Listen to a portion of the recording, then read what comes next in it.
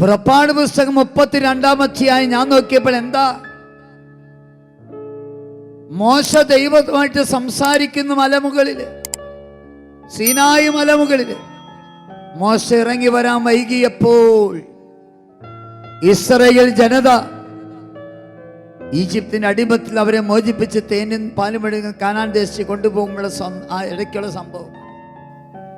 മോശ വരാൻ വൈകിയപ്പോൾ ജനം മോശയുടെ അഹ്റോന്റെ അടുക്കിലേക്ക് ചെന്ന് പറയുക, മോശയെ ഞങ്ങൾ കാണുന്നില്ല, ഞങ്ങളെ നയിക്കാൻ വേണ്ടി വന്നവൻ കാണുന്നില്ല, ഞങ്ങൾക്ക് ആരാധിക്കാൻ ദൈവത്തെ വേണമെന്ന് പറഞ്ഞ് അവർ മുറവിളി കൂട്ടിയപ്പോൾ അഹ്റോൻ പറഞ്ഞു, സ്വർണം കൊണ്ടുവാ.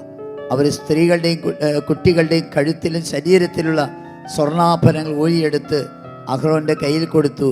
അത് ഉരുക്കി ഒരു കാളക്കുട്ടി ഉണ്ടാക്കി ആ കാളക്കുട്ടിയുടെ മുൻപിൽ ഞങ്ങൾ ദൈവമെന്ന് പറഞ്ഞ് അവർ ആരാധിക്കാൻ തുടങ്ങി.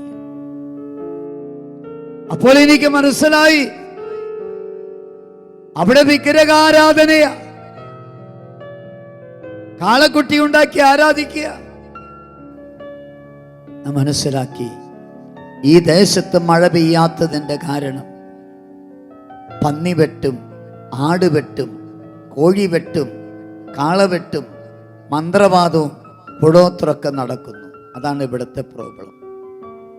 പിന്നെ കർത്താവ് കാണിച്ചു തന്നത് 1 പത്രോസ് 3:15. 1 പത്രോസ് 3:15. ക്രിസ്തുവിനെ കർത്താവായി നിന്റെ ഹൃദയത്തിൽ പൂജിക്ക്. എനിക്ക് മനസ്സിലായി, ഇവരാരാധിക്കുന്നത് കർത്താവിനെ അല്ല. മന്ത്രവാദം കുടോത്രയ്ക്ക് ഇവർക്ക് വലുത്, മന്ത്രിച്ചരുടെ ഇലസൊക്കെയ. ഞാൻ എഴുന്നേറ്റ് വികാരിച്ചനെ മുറിച്ച് നച്ചു. 53 വർഷം മഴ കിട്ടിയില്ലെങ്കിൽ ഈശോ പറയുന്നു, എന്തുകൊണ്ട് മഴ കിട്ടിയില്ല? കാളക്കൊട്ട ഉണ്ടാക്കിയത് കാണിച്ചു തന്നെ. ഇവിടെ മന്ത്രവാദ കുടോത്രമൊക്കെ നടക്കുന്നുണ്ടോ? പന്നിവെട്ട് ആടുവെട്ട് കോഴിവെട്ട് കാളവെട്ടൊക്കെ നടക്കുന്നുണ്ടോ? മന്ത്രിച്ചരുടെ ഇലസൊക്കെ ജപിച്ച് കെട്ടി നടക്കുന്നുണ്ടോ? എന്നെ വികാരിച്ചപ്പോൾ എൻ്റെ ആൻ്റണി അച്ഛ, ഇവർ പള്ളിയിലും വരും, വീട്ടിൽ ചെന്നാൽ ആടുവെട്ട് കോഴിവെട്ട് പന്നിവെട്ട് കാളവെട്ട് മന്ത്രവാദം കൂടോത്രം മന്ത്രിച്ചരുടെ ഇലസിതൊക്കെ കെട്ടി ഇവർ നടക്കുന്നത്. പള്ളിയിലും വരും, അവിടെയും പോകും. അച്ഛൻ എന്നെ അനുവദിച്ചാൽ ഞാൻ സ്റ്റേജിൽ പറയാം. ഞാൻ സ്റ്റേജിൽ പറഞ്ഞോട്ടെ, ഇതാ നിങ്ങളുടെ നാട്ടിൽ മഴ പെയ്യാത്തതിന് കാരണം. അച്ഛൻ പറഞ്ഞോളാൻ പറഞ്ഞു. ഞാൻ സ്റ്റേജിൽ ചെന്നു ജനത്തോട് പറയുക, അതുപോലെ ജനം ഇരിക്കുക, മക്കളെ പ്രാർത്ഥിച്ച് കിട്ടിയ കാര്യം ആൻ്റണി അച്ഛൻ പറയണേ. ഇവിടെ മഴ വേണമെന്ന് നിങ്ങൾ എന്നോട് അവകാശപ്പെട്ടത്. മഴ കിട്ടണമെങ്കിൽ ഈ ദേശത്തെ ദുരാചാരങ്ങൾ അത് അവസാനിപ്പിക്കണം. ഇവിടുത്തെ ഈ മന്ത്രവാദ കുടോത്രം ഇത് താഴ്വാരകളാ.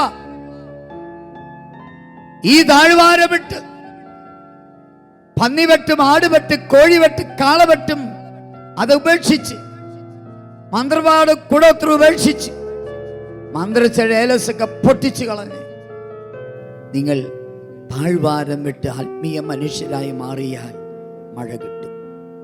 ഞാൻ പറഞ്ഞു, ഉച്ചയ്ക്ക് 1 മണി മുതൽ 2 മണി വരെ നിങ്ങൾക്ക് ഫ്രീ ടൈം ഉണ്ട്. പുറത്തിറങ്ങി ഊണ് കഴിച്ചിട്ട് ഉടനെ മൊബൈലെടുത്ത് നിങ്ങളെ ബന്ധുക്കളെയും നാട്ടുകാരെയും വീട്ടുകാരെയും അയൽവാസികളൊക്കെ വിളിച്ചോ, ഹിന്ദുക്കളെയും വിളിച്ചോ, മുസ്ലിംസിനെയും വിളിച്ചോ. ഒരു ദേശം മുഴുവനും താഴ്വാരത്തിൽ, ഒരു കുടുംബമല്ല, ഒരു ദേശം മുഴുവനും എല്ലാവരോടും വരാൻ പറഞ്ഞു. സഹോദരങ്ങളെ, ഉച്ചയ്ക്ക് ശേഷം ഒത്തിരി പേര് വന്നു. അന്ന് 5 മണിക്ക് ധ്യാനം അവസാനിപ്പിച്ച് ഞാൻ പറഞ്ഞു, നാളെ ഈ ദേശത്തെ എല്ലാവരും ഇവിടെ വന്നിരിക്കണം. കത്തോലിക്കര് കുമ്പസാരിച്ച് വിശുകുർബാന സ്വീകരിച്ചിരിക്കണം. മറ്റു മതസ്ഥരും വന്നിരിക്കണം. പിറ്റേ ദിവസം ഈ കൊരട്ടിപ്പള്ളിയിൽ തിരുനാളിന് ആളുകൾ വരുമ്പോൾ ഇങ്ങനെ കൂട്ടം കൂട്ടമായിട്ട് ആളുകൾ വരിക. ഞാൻ നോക്കുമ്പോൾ പന്തലിൻ്റെ നീളം കൂട്ടുന്നു, പന്തലിൻ്റെ വീതി കൂട്ടുന്നു, ഭയങ്കര തിരക്കായി. അവിടെ പാപത്തെക്കുറിച്ചുള്ള ക്ലാസ് കൊടുത്തിട്ട് അനുതാപ ആരാധന നടത്തി എല്ലാവരെയും മുട്ടുകുത്തിപ്പിച്ച് തമിഴിൽ ഞാൻ എഴുതിയൊരു പാട്ട് തന്നെ പാടി അവരെ അനുതാപത്തിലേക്ക് നയിച്ചു.